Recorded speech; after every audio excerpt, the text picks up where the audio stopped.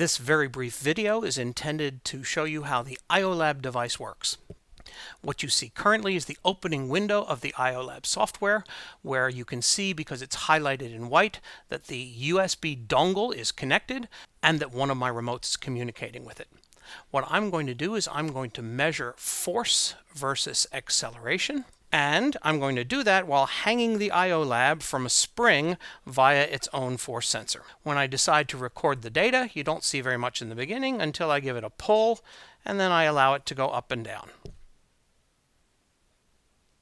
I'll stop the data taking briefly, and then analyze this data in what's called a parametric plot that allows me to plot force versus acceleration.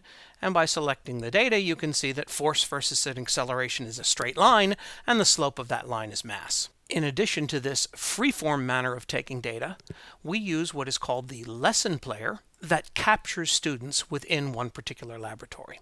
Let's look, for example, at the RC Circuits lab.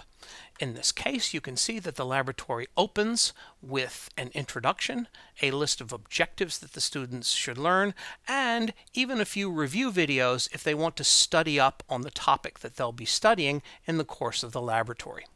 When we go to the second page, we'll find that there is additional theoretical discussion about how this laboratory works. And then on the next page, we'll see an actual data-taking exercise.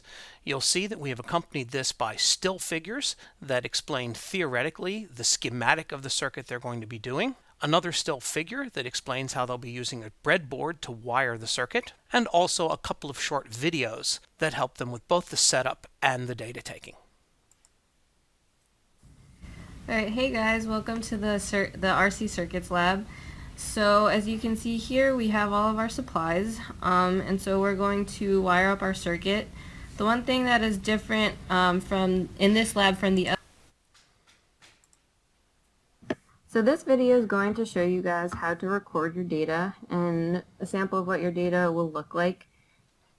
So when the students are ready, they simply press record, and I'll take some fake data just by pulling a wire in and out of the power supply port, showing that the voltage sensor is reacting to whatever I'm doing.